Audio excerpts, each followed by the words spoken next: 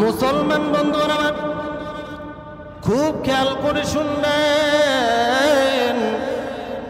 এরে বন্ধু, মনে কোনো কষ্ট নেবেন না।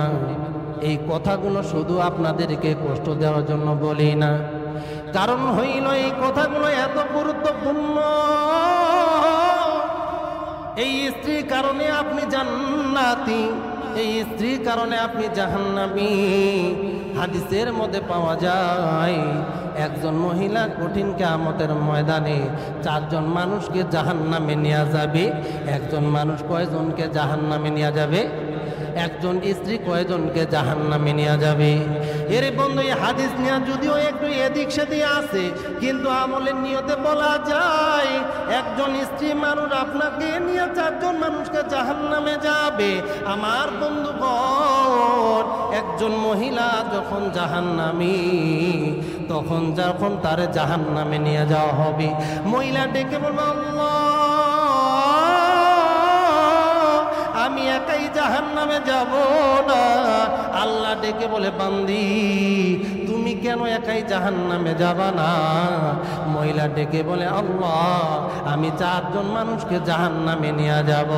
আল্লাহ ডেকে বলে, মহিলা, তুমি 1 নাম্বার করে জাহান্নামে নিয়ে যাইবা।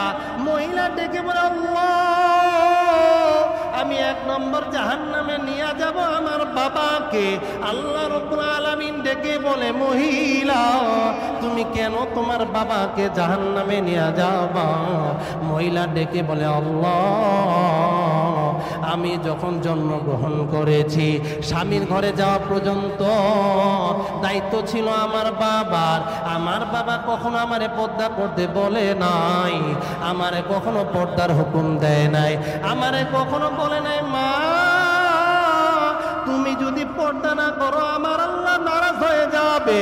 ও মা, তোমার অঙ্গ প্রত্যঙ্গ যদি পুরুষে দেখে আমার আল্লাহ আমাকে পাকড়াও করবে। মানে তুমি যদি পর্দা না করো আমার আল্লাহ বেজার হইয়া তোমাকে এত কষ্ট করে লালন পালন করেছি, তোমাকে আগুনে জ্বালাবে। ও মা, আমি সহ্য করতে পারবো না। মারে, আমি তোমার জন্য বোরকা কিনে দিলাম। এই বোরকা পইরা তুমি কলেজে যাইবা, এই বোরকা পইরা তুমি স্কুলে যাইবা, এই বোরকা পরিয়া তুমি বিয়ের অনুষ্ঠানে যাইবা। ও মা, ও মা, তুমি পর্দা ছাড়া কখনো চলবা না, নামাজ ছাড়া কখনো চলবা না, রোজা ছাড়া কখনো চলবা না। আল্লাহ গো, আমার বাবা কখনো আমাকে এই কথা বলে নাই। আল্লাহ, আমার আল্লাহ যদি আমার এই কথা বলতো তাহলে আমি তো পর্দা করতাম, যেহেতু বলে নাই আমি আমলও করি নাই, এই কারণে আমি তার কারণে জাহান্নামী।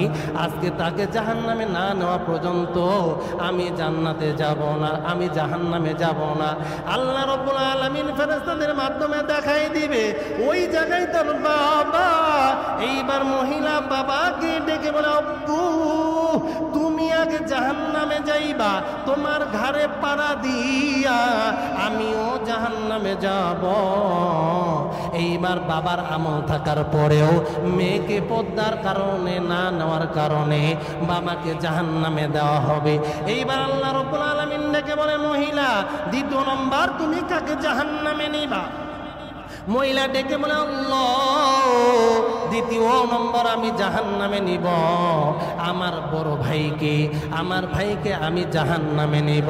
আল্লাহ রাব্বুল আলামিন তার ভাইয়ের সঙ্গে মোলাকাত করাই দিবে, ডেকে বলে, ভাই, আজকে আপনাকে জাহান্নামে না নেওয়া পর্যন্ত আমি জাহান্নামে যাব না। বড় ভাই ডেকে বলে, বোন রে, দুনিয়ার জমিনে বাবা যখন মারা গেছে, বাবা মারা যাওয়ার পর এর অভিভাবক হিসেবে আমি ছিলাম। তোমার টাকার অভাব পড়ে নাই, খাওয়ার অভাব পড়ে নাই, কাপড় চোপড়ের অভাব পড়ে নাই, আজকে কেন আমাকে জাহান্নামে নিবা? এইবার ডেকে বলে, ভাই রে, বাবা যখন মারা গেছে আমার অভিভাবক হইয়া আমি যখন বেপর্দায় চলেছি, আমি যখন বোরকা পরি নাই, আমি মোবাইলে পরপুরুষের সঙ্গে কথা বলেছি, আমি জেনার কাজে জড়িত হয়েছি, আমি রোজা রাখি নাই, আমি পর্দা করি নাই, ওই একটা বারের জন্য বলেন নাই মৌলে তোর জন্য পর্দা হইল ফরজ, তোর জন্য নামাজ হইল ফরজ। এবং এই কথা তুই মেনে চল, না হলে তুই জাহান্নামী হবি। ও ভাই, একটা বারের জন্য আপনি আমাকে সতর্ক করেন নাই, এই জন্য ভাই রে আমি আজকে জাহান্নামী। আপনাকে জাহান্নামে না নেওয়া পর্যন্ত আমি জাহান্নামে যাব না। এইবার ভাইকে জাহান্নামে দেওয়া হবে। আল্লাহ ডেকে বলে মহিলা তৃতীয় নম্বর কাকে তুমি জাহান্নামে নিবা? মহিলা ডেকে বলে আল্লাহ তৃতীয় নাম্বার আমি জাহান্নামে নিব আমার স্বামীকে, আমি জাহান্নামে নিব। স্বামীর সঙ্গে মোলাকাত করা হবে, স্বামী বলবে বিবি রে কেন তুমি আমারে জাহান্নামে নিতে চাও?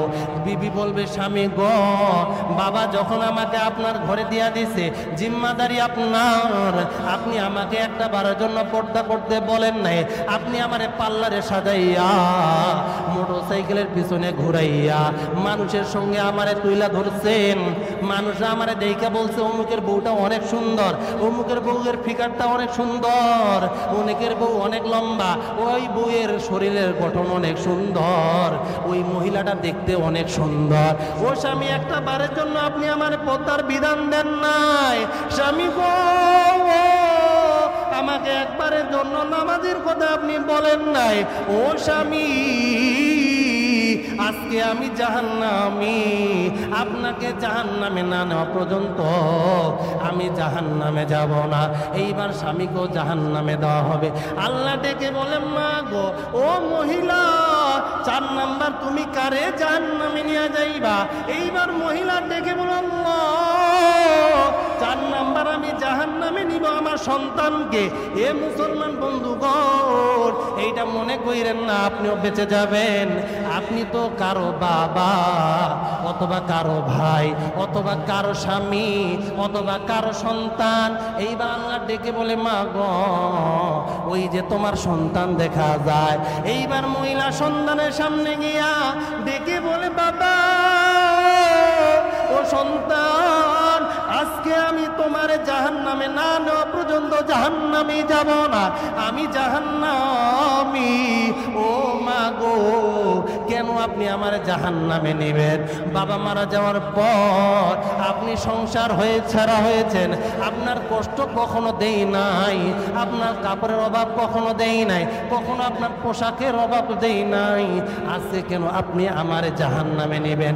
এইবার মা ডেকে বলে সন্তান, তোমার বাবা যখন মারা গিয়েছে আমাকে একবারের জন্য বলো নাই মা রে তুমি যদি পর্দা না করো আমার আল্লাহ আমাকে পাকড়াও করবে, কারণ আমি এখন আপনার অভিভাবক।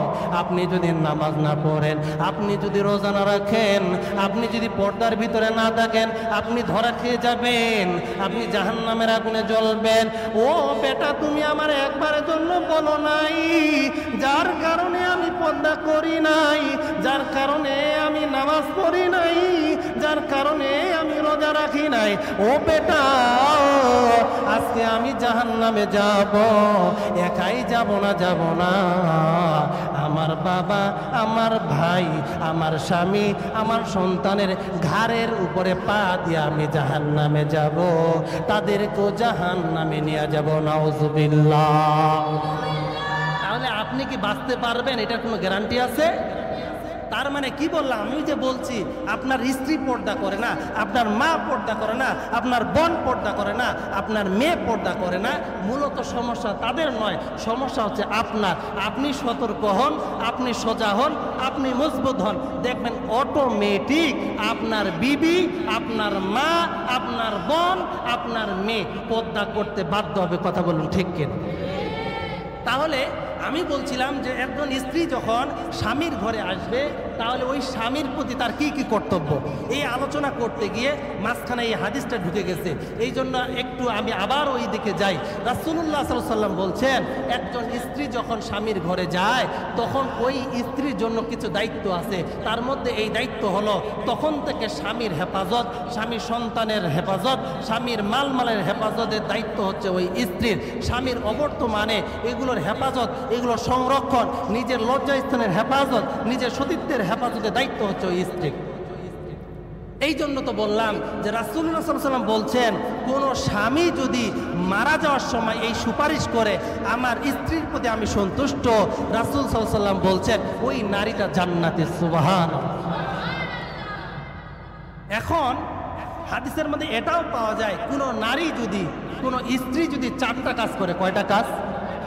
কোন স্ত্রী যদি 4 কাজ করে, তাহলে রাসূল সাল্লাল্লাহু আলাইহি ওয়াসাল্লাম বলছেন ওই নারীটা, ওই বিবিটা জান্নাতের যে দরজা দিয়ে মন চায় সোজাসুজি জান্নাতে যেতে পারবে। সুবহানাল্লাহ।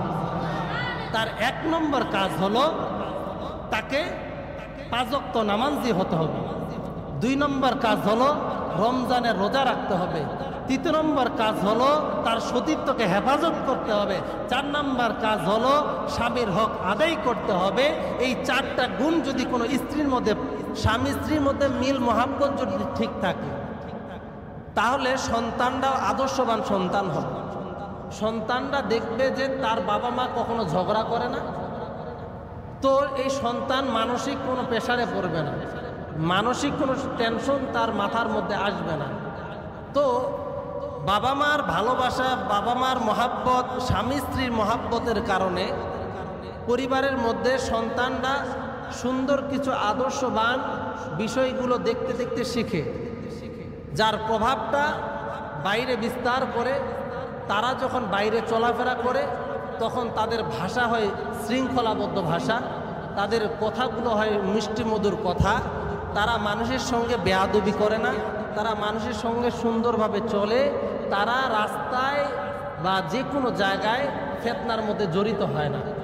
তাহলে বোঝা গেল এই ফিতনাগুলো থেকে বাঁচার জন্য সন্তানটাকে পথভ্রষ্ট থেকে সঠিক পথে আনার জন্য মূল কাজ হচ্ছে তার বাবা মা, অর্থাৎ স্বামী স্ত্রী। স্বামী স্ত্রী যদি ঘরের মধ্যে ভালো থাকে, তাদের যদি কোনো ফিতনা ফাসাদ ঝগড়াঝাটি না হয়, তাহলে সন্তানরা ভালো হয়। আবার যদি পক্ষান্তরে স্বামী স্ত্রীর মধ্যে মিল মহাব্বত না থাকে, প্রত্যেকটা বিষয়ে উভয়ে ঝগড়া করে, দ্বন্দ্ব করে, মারামারি করে, এর প্রভাবটা বাচ্চাদের শরীরে চলে যায়, বাচ্চাদের ব্রেনটা আঘাত করে। কারণ এই ছোট্ট বাচ্চারা যখন দেখে যে বাবা মা ঝগড়া করতেছে, তারা তো বাবাকেও বলতে পারে না আপনি থামেন, মাকেও বলতে পারে না আপনি চুপ করেন। অসহায়ের মতো মনের ভিতরে কেমন যেন একটা কষ্ট নিয়ে ঘরের মধ্যে লুকায় লুকায় চুপ করে কান্না করে, অথবা এইটার একটা মানসিক টেনশন সে নিজের ভিতরে লালন করে, যার প্রভাব কি হয়, তার মানসিক যে একটা ভারসাম্য ছিল এটা নষ্ট হওয়ার কারণে সে যখন বাইরে চলাফেরা করে তখন সে মানুষের সঙ্গে কর্কশ ভাষায় কথা বলে, মানুষের সঙ্গে মিশতে পারে না, মানুষের সঙ্গে কথায় কথায় ঝগড়ায় জড়িয়ে যায়, মারামারিতে জড়িয়ে যায়। তাহলে বোঝা গেল আজকের আলোচ্য বিষয় হচ্ছে স্বামী স্ত্রীর হক, অর্থাৎ স্বামীর প্রতি স্ত্রীর হক কি এবং স্ত্রীর প্রতি স্বামীর হক কি। তাহলে আজকের আলোচ্য বিষয় কি? স্বামী স্ত্রীর উভয়ের হক কি, এর কিছু সারমর্ম আপনাদের সামনে আলোচনা করব। কারণ হলো শয়তান যত কিছুতে খুশি হয় না, সবচাইতে খুশি হয় যদি স্বামী স্ত্রীর মধ্যে দ্বন্দ্ব লাগাই দেওয়া হয়, যদি একটা সংসার ভেঙে দেওয়া হয়, তাহলে শয়তান সবচাইতে বেশি খুশি হয়, ইবলিস সবচাইতে বেশি খুশি হয়। হাদিসের মধ্যে পাওয়া যায় যে ইবলিস শয়তান সমুদ্রের মাঝখানে তার সিংহাসন কায়েম করে, সিংহাসন কায়েম করে তিনি সমাবেশ করে এবং সেখানে তার যত চেলা চামুন্ড আছে, তার যে চেলাগুলো আছে, তার যে সৈন্যবাহিনী আছে, তাদেরকে নিয়ে তিনি বসেন। বসার পরে সারাদিন কে কি করছে এইটার একটা জরিপ, এটার একটা ঘটনা তিনি শুনেন। তিনি এক একজনকে জিজ্ঞেস করে, আজকে তুমি কি খারাপ কাজ করছো, কেউ বলে যে আজকে আমি একজন ছাত্র মাদ্রাসায় যাচ্ছিল, কিন্তু আমি তাকে বাধাগ্রস্ত করে সে এখন আজকে মাদ্রাসায় যায় নাই। কেউ বলে যে আজকে দেখছিলাম দুইজন মুসলমান ভাই মিলেমিশে চলতেছিল, কিন্তু আমি তাদের মধ্যে ঝগড়া বাঁধাই দিছি। কেউ বলে যে আমি আজকে বৌমা এবং শাশুড়ির মধ্যে যুদ্ধ বাঁধাই দিছি। কেউ বলে যে আজকে আমি বাপ এবং সন্তানের মধ্যে যুদ্ধ বাঁধাই দিছি, ঝগড়া বাঁধাই দিছি। কিন্তু ইবলিস শয়তানের মনটা শান্ত হয় না।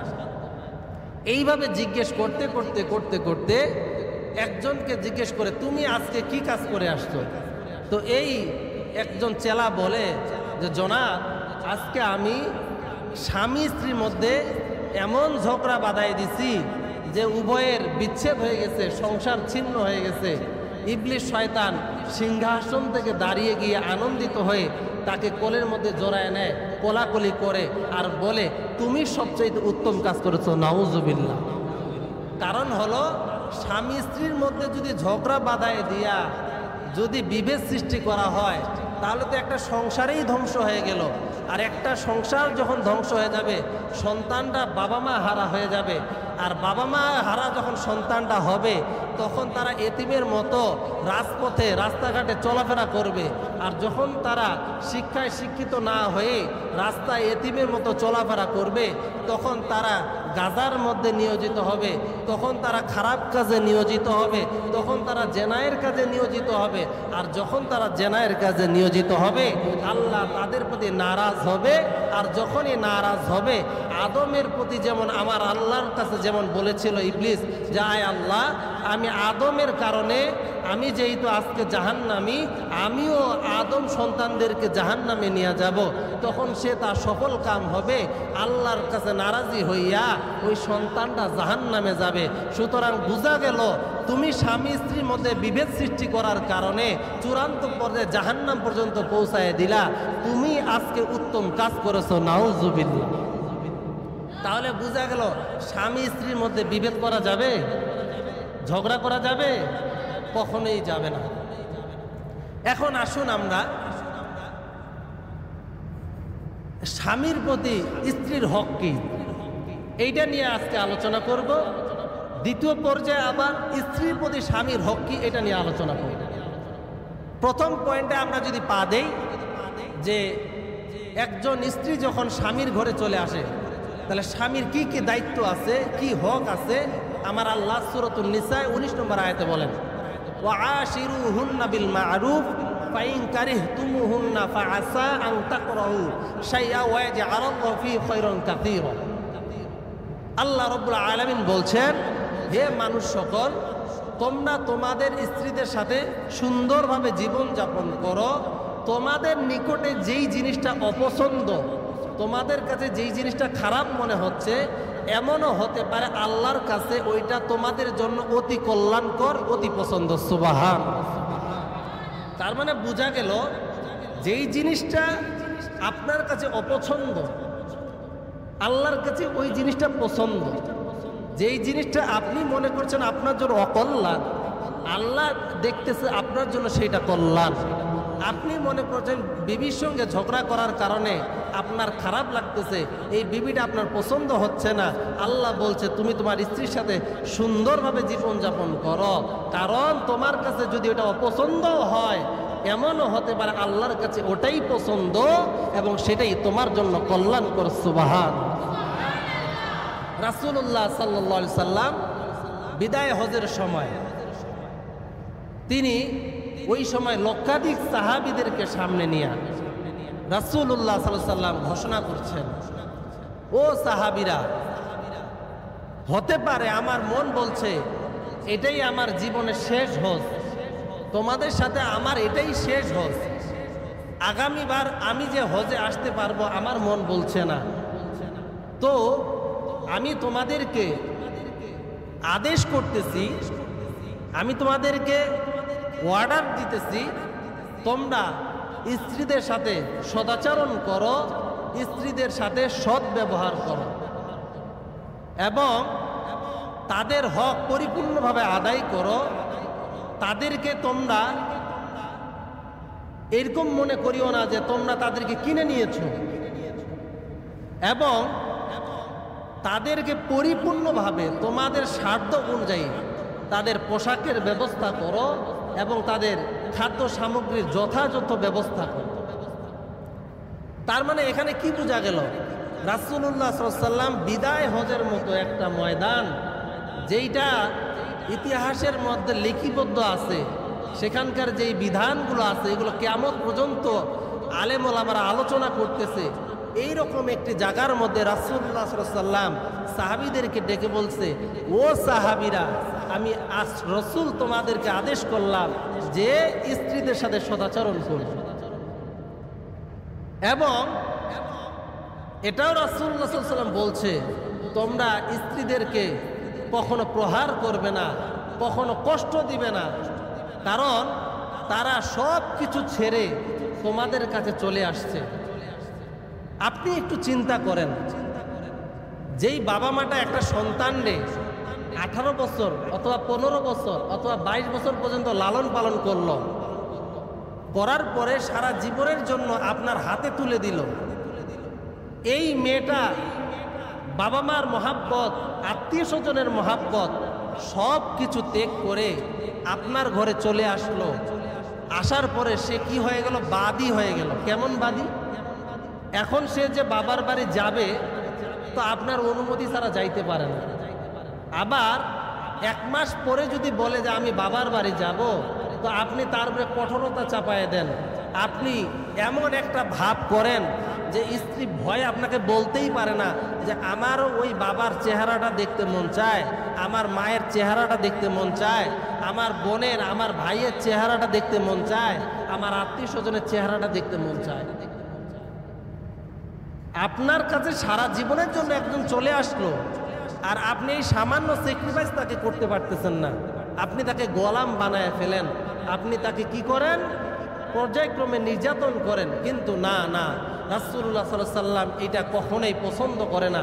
যদি এটা আপনার ক্ষেত্রে হইতো, যদি বিধানটা এমন লেখা হইতো যে স্বামী সকল কিছু ত্যাগ কইরা, বাবা মা আত্মীয় স্বজন জমি জমা সব কিছু ত্যাগ কইরা মেয়ের বাসায় স্ত্রীর বাসায় গিয়া থাকবে এবং স্ত্রীর অনুমতি ছাড়া কখনো বাপের বাড়ি আসতে পারবে না, তখন আপনার কেমন লাগতো? একটু চিন্তা করুন। এগুলো হচ্ছে মানে শুধু কথা নয়, এগুলো আপনার মাথার মধ্যে ঢুকাতে হবে যে এটা আসলেই আমাদের কি করা উচিত। আসলেই কি তাদেরকে ছাড় দেওয়া উচিত, না তাদের উপরে কঠোরতা করা উচিত? না, কখনোই কঠোরতা করা উচিত নয়। কারণ রাসূলুল্লাহ সাল্লাল্লাহু আলাইহি সাল্লাম বলছেন যে মেয়েরা হলো পাঁজরের হাড়ের মতো। পাঁজরের হাড়টা যেমন বাঁকা, এই বাঁকা হাড়কে যদি আপনি বেশি সোজা করতে চান তাহলে ভেঙে যাবে। এই জন্য রাসূলুল্লাহ সাল্লাল্লাহু আলাইহি সাল্লাম বলছেন যে এই পাঁজরের মতো হাড়ওয়ালা নারীটারে তোমরা যত্ন করো, তাদের সাথে বুঝে চলাফেরা করো। যখনই আপনি এই মাইন্ড নিয়ে চলবেন তো আশা করা যায় ওই সংসারের মধ্যে কখনো ঝগড়াই হবে না। কথা বলুন ঠিক কি না? এইটা একেবারে বাস্তব কথা। কিন্তু এর মূল কারণ কি জানেন? আমাদের সমাজে যে ঝগড়া লাগে স্বামী স্ত্রীর মধ্যে, এর মূল কারণ হচ্ছে স্ত্রীও চায় আমার হক আদায় করো, স্বামীও চায় আমার হক আদায় করো। কিন্তু স্ত্রীও কখনো এই কথা বলে না যে আমি স্বামীর হকটা আদায় করি, আবার স্বামীও কখনো এই চিন্তা করে না আমি স্ত্রীর হকটা আদায় করি। মানে প্রত্যেকে নিজের হক নিয়ে ব্যস্ত। কিন্তু যখনই আপনি অন্যের হক নিয়ে চিন্তা করতেন যে আমি তার হকটা আদায় করি, আর স্ত্রীও যখন চিন্তা করত আমি তার হকটা আদায় করি, তো তখন দেখা যাইত আপনি হক চাওয়ার আগেই আপনার হক আদায় হয়ে যাইত। এই জন্য রাসূলুল্লাহ সাল্লাল্লাহু আলাইহি সাল্লাম বলেন যে নারীরা যেহেতু পাঁজরের হাড়ের মতো বাঁকা, তারা একটু এলোমেলোভাবে চলে, তাদের একটু পেচগুজ বেশি, তাদেরকে একটু যত্ন করতে হবে। তারা যদি কখনো আপনাদের অবাধ্য হয়, তখনও রাসূলুল্লাহ সাল্লাল্লাহু আলাইহি সাল্লামের দিক নির্দেশনা আছে, কোরআনের আয়াতের দিক নির্দেশনা আছে এমন যে কোনো স্ত্রী যদি অবাধ্য হয়, স্বামীর কথা না শুনে, তাহলে 3টা পন্থা অবলম্বন করতে হবে। কয়টা? 3টা রাস্তা অবলম্বন করতে হবে। এই অবাধ্যওয়ালা নারীটা, এই কথা না শুননেওয়ালা নারীটা সোজা একবার সুতার মতো আপনার কথা বাধ্য মানতে হবে। তার 1 নম্বর হলো, যখনই আপনার স্ত্রী আপনার অবাধ্য হবে, প্রথমে তাকে বুঝাবেন, তাকে কাছে ডেকে বুঝাবেন। এখানেও আমরা একটা ভুল করি। আপনি বুঝান কথা, শাশুড়ির সামনে আপনি বুঝান, শ্বশুরের সামনে আপনি বুঝান, ননদের সামনে আপনি তাকে বুঝান। বুঝাইতে গিয়ে এমনটা হয় আপনি তাকে তাদের সামনে ছোট করেন, যার কারণে এই বাঁকাটা আরো বাঁকা হয়ে যায়। এটা আর আপনার সোজা করতে পারেন না। কিন্তু না, আপনি সারাদিন যখন দেখতেছেন আপনার স্ত্রী তাদের সাথে খুব খারাপ আচরণ করতেছে, আপনার কথা মানে না, তখন আপনি রাতের আধারে আপনার স্ত্রীকে কাছে বসাইয়া সুন্দর করে বুঝাবেন যে দেখো, তারাও তো আমার বাবা মা, তাদেরকেও তো আমি কিছু বলতে পারবো না।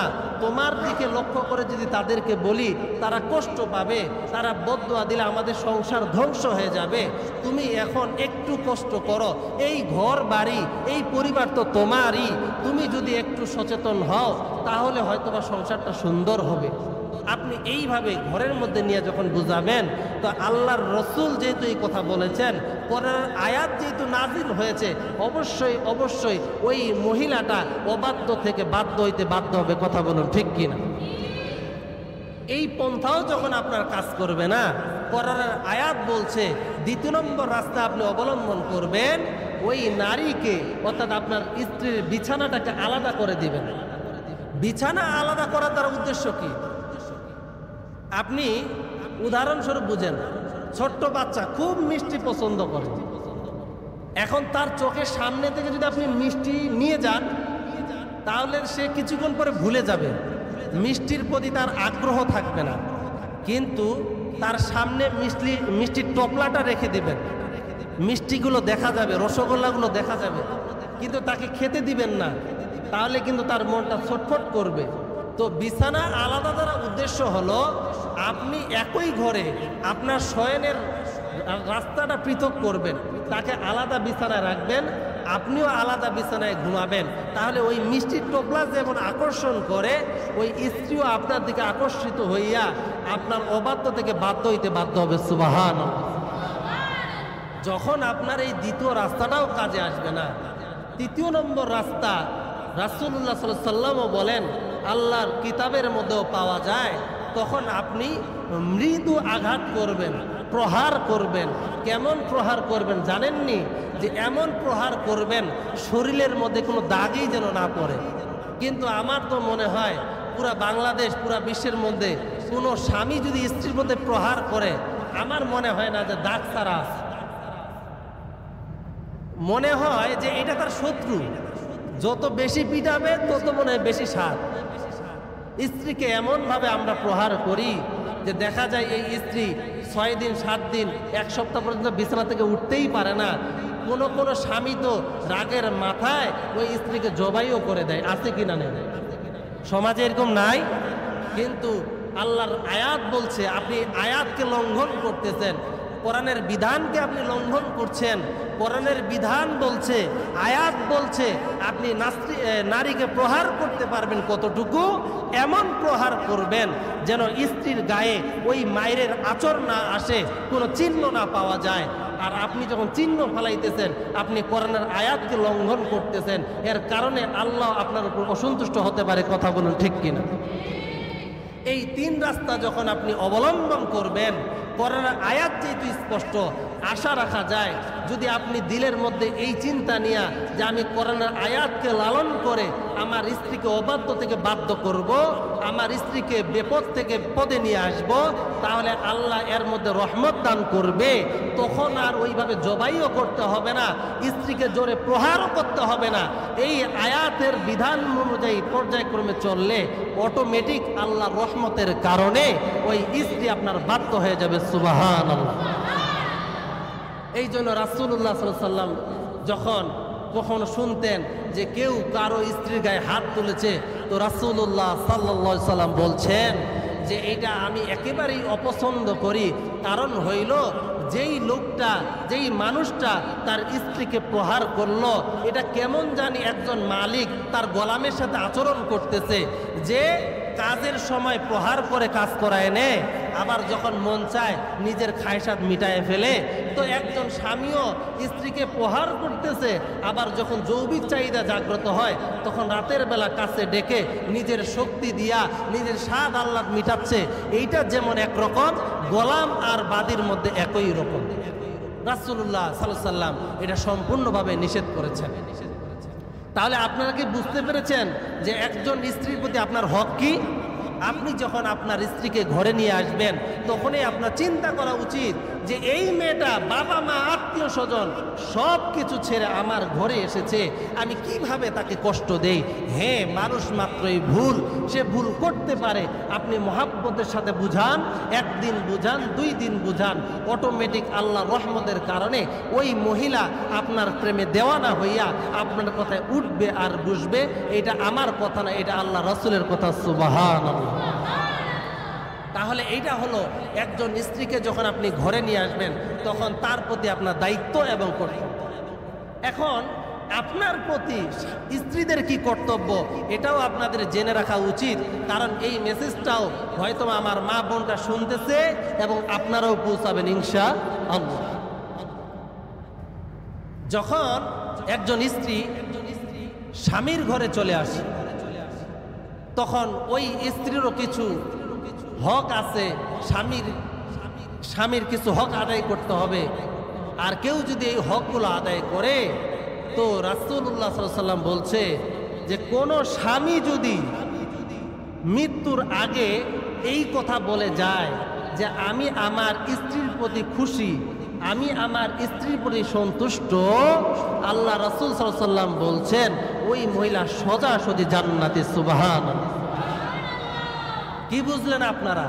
কোন স্বামী যদি মৃত্যুবরণ করার আগে তার স্ত্রীর জন্য এই কথা বলে যায় যে আমি আমার স্ত্রীর প্রতি সব দিক দিয়ে খুশি, সে আমার হক পরিপূর্ণ আদায় করেছে, সে কখনো আমাকে কষ্ট দেয় নাই, সে আমার কথা মতো চলেছে, আমি যদি পর্দা করতে বলছি তো সে পর্দা করেছে। পর্দা কেন করবে না? পর্দা কেন করবে না? আপনি কেন পর্দা করাইতে পারতেছেন না? আপনিও মুসলিম, মুসলিম ঘরে বিয়ে করেছেন, কোরআন হাদিস আপনি মানেন, এই জন্য আপনি মুসলিম। কোরআন হাদিস আপনি মানেন, এই জন্য আপনি ইমানদার। কোরআন হাদিস মানেন, এই জন্য আপনি একজন পাক্কা দিনদার। তা আপনি দিনদার হইয়া মুসলমান ঘরে বিয়া কইরা আপনার কথায় কেন বিবি পর্দা করবে না? তাহলে দুর্বলতা কোথায় একটু খুঁজে দেখেন। দুর্বলতা তাহলে মহিলার মধ্যে নয়, দুর্বলতা আপনার ভিতরে। তার মানে বোঝা গেল আপনি এখনো প্রকৃত ইমানদার হন নাই, আপনি এখনো প্রকৃত মুমিন হন নাই, আপনি এখনো প্রকৃত মুসলমান হন নাই। কারণ আপনি যদি মুসলিম হইতেন, কারণ মুসলিম তো আমার রসুল সাল্লাল্লাহু আলাইহি সাল্লামের আদর্শ, মুসলিম তো হলো ইব্রাহিম আলাইহিস সালামের আদর্শ, মুসলিম তো আদম আলাইহিস সালামের আদর্শ, মুসলিম তো সমস্ত পয়গম্বরের আদর্শ। আর মুসলিম যেহেতু বলছে, মুসলিমের বিধান যেহেতু বলছে যে নারীকে পর্দার ভিতরে রাখতে হবে, স্বামীর কর্তব্য হচ্ছে নারীকে পর্দার ভিতরে রাখতে হবে, আপনি যেহেতু রাখতে পারতেছেন না, তাহলে মনে করেন, বিশ্বাস করেন, লালন করেন, দুর্বলতা স্ত্রীর মধ্যে নয়, দুর্বলতা আপনার ভিতরে, আপনার ভিতরে, আপনার ভিতরে। এতে কোনো সন্দেহ নাই। কথা বলুন ঠিক কিনা? এই জন্য আপনাকে আগে শুধরাইতে হবে, আপনাকে আগে মুমিন হতে হবে, আপনাকে আগে মুসলিম হতে হবে। যখন আপনি হবেন তো আপনার কথায় আপনার বউকে পর্দার জন্য উঠতে বসতে হবে। কারণ কি? আপনি তো তাকে অনৈতিক কাজে ডাকেন নাই, আপনি তো তাকে গুনাহের কাজে ডাকেন নাই, আপনি তো বলেন নাই চলো সিনেমা হলে যাই। না না, আপনি বলছেন যে পর্দা করা ফরজ, পর্দা করতে হবে। আল্লাহ রাসূল বলছেন, আল্লাহ বলছেন তোমাকে আমার ঘরে নিয়ে এসেছি, যখন থেকে নিয়ে এসেছি তখন থেকে প্রত্যেকটা ক্ষেত্রে, প্রত্যেকটা পদে আমার দায়িত্ব, তোমার জবাবদেহি এখন আমাকে দিতে হবে। আমি বলছি তুমি পর্দা করবে, করবে তো করবে, না করলে আমার ঘর ছাড়বে। তো ওই মেয়ে বাধ্য হবে কি হবে না?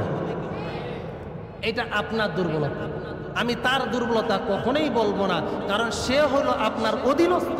আপনি যদি তাকে বলেন পর্দা যদি না করো তাহলে আমার ঘরে তোমার থাকার দরকার নাই, কারণ তুমি তো আমার এই দুনিয়ায় থাকবা 60 বছর, তুমি তো থাকবা 20 বছর, তুমি তো থাকবা 100 বছর, কিন্তু তোমার এই কুকর্মের কারণে আমার তো জিন্দেগি বরবাদ। আমি যখন মারা যাব তখন তো আমি জাহান্নামী। কারণ কি? আমার স্ত্রী বেপর্দায় চলে, আমি দামি হুন্ডায় চড়ি, আমার বউরে সুন্দর করে সাজাইয়া পিছনে বসাই, আমি আমার বউরে দেখি না, আমি সুন্দর গাড়িটাই দেখি, সামনে রাস্তায় দেখি, কিন্তু আমার বউ যে সুন্দর পাল্লার থেকে সাইজা আসছে, হায় হায় আফসোস, আপনার এই বউটা আপনার কপালে দেখা জোটে না, পিছনে যারা থাকে তারাই দেখে, ঠিক কিনা? যার কারণে প্রত্যেকটা ক্ষেত্রে আপনার জীবনে গুনাহ, প্রত্যেকটা ক্ষেত্রে আপনার জীবনের আমলগুলো বরবাদ। এই জন্য আপনার স্ত্রীকে পর্দাওয়ালা করা দরকার আপনার আছে না নাই? এই জন্য 1 নম্বর হচ্ছে স্ত্রীকে পর্দাওয়ালা বানাইতে হবে। যখন স্ত্রীটা পর্দাওয়ালা হবে তখন ওই ঘরের মধ্যে রহমত নাজিল হবে। যখন স্ত্রীটা পর্দাওয়ালা হবে তখন আপনি বেপথে চলতে চাইলেও ওই স্ত্রী আপনাকে টেনে হিঁচড়ে পথ দেখায় দিবে, সুন্দর রাস্তা দেখাবে। ফজরের আজান দিলে আপনাকে ঘুম থেকে তুইলা মসজিদে পাঠিয়ে দিবে, তাবলিগ আসলে আপনারে বসাবে, জামাত আসলে আপনারে বসাবে, দিনের কথা হলেই আপনারে বসাবে, মাহফিল হলে আপনাকে যেতে বলবে। যখনই মানুষ দানের জন্য আসবে, গরিব মানুষ আপনার কাছে আসবে, ওই স্ত্রী পর্দা একটা জিনিস মানার কারণে আপনাকে উৎসাহিত দিয়া দিয়া আপনার আমল নামায় সওয়াবের খাতাটা ভরপুর করাই দিবে। সুবহানাল্লাহ।